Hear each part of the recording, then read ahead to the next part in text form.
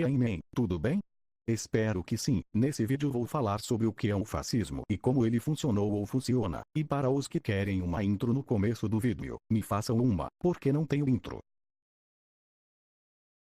Em tempos de polarização política, é cada vez mais comum ouvir pessoas se chamando de comuna ou coxinha. Mas sempre aparece aquele mais entendido que resolve xingar o outro de fascista. Faz sentido? Ele realmente sabe o que a palavra significa? E você? A palavra fascismo vem do italiano fácil, que significa feixe. Na Roma antiga, o fácil, também conhecido como fácil litório, era um machado revestido por varas de madeira. Ele geralmente era carregado pelos lictores, guarda-costas dos magistrados que detinham o poder. O fácil podia ser usado para punição corporal, e também era um símbolo de autoridade e união. Um único bastão é facilmente quebrável, enquanto um feixe é difícil de arrebentar. No século XX, o político italiano Benito Mussolini se apossou desse símbolo para seu novo partido. Em 1914, ele fundou o grupo Fascista Azione Rivoluzionaria. Mais tarde, em 1922, surgiria o conhecido Partido Nacional Fascista. O uso do fácil não foi à toa.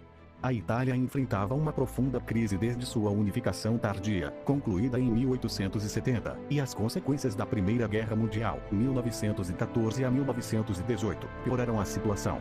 Mussolini prometia, com o fascismo, trazer de volta os tempos áureos do antigo Império Romano. Em 1919, os italianos Alceste de Ambris e Filippo Marinetti publicaram o Il Manifesto dei Fasci Italiani di Combattimento, texto hoje conhecido como Manifesto Fascista, que propunha um conjunto de medidas para resolver a crise da época.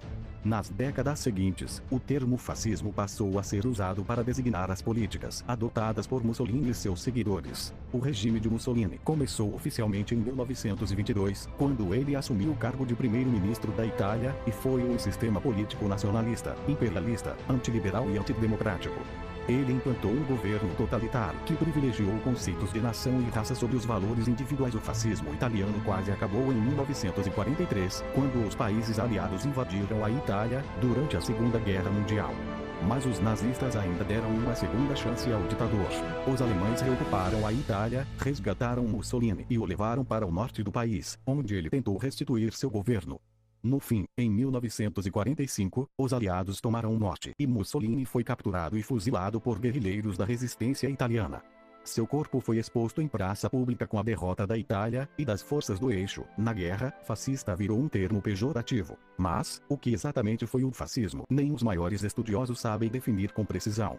Não existe nenhuma definição universalmente aceita do fenômeno, seja quanto sua abrangência, origens ideológicas ou formas de ação que o caracterizem. Algumas das principais características atribuídas ao fascismo italiano, nacionalismo, corporativismo, racismo, não estão presentes em todos os regimes ditos fascistas. George Orwell, no seu O que é fascismo, afirma que as definições populares do termo vão de democracia pura a demonismo puro. Ele mesmo afirma que é uma palavra quase inteiramente sem sentido. Isso se deve, principalmente, ao fato de o fascismo não possuir um arcabouço teórico forte, e ter sido determinado, na prática, pelas atitudes de Mussolini. Nas palavras do próprio, não temos uma doutrina pronta, nossa doutrina e a ação. Outros movimentos são bem mais formalizados. O marxismo, por exemplo, antes de ser uma prática política, é uma doutrina com base teórica nos escritos de Marx e Engels.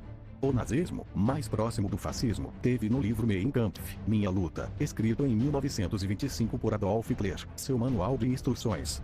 Mas as regras do regime de Mussolini foram basicamente definidas na hora, no calor do momento. O fascismo propriamente dito ocorreu em um contexto bem específico da história, mas há quem considere que o regime de Franco, na Espanha, ou de Salazar, em Portugal, também tenham sido fascistas. Talvez dessa indefinição surja a generalização.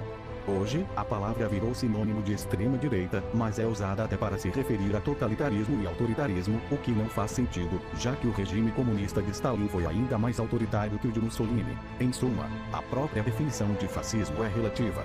E as pessoas vão continuar usando essa palavra cada uma à sua maneira. Mas, na próxima vez em que você escutar alguém usando o termo, saberá do que se trata. A alusão a um antigo instrumento de poder romano, que virou o símbolo de alguns dos piores momentos do século XX.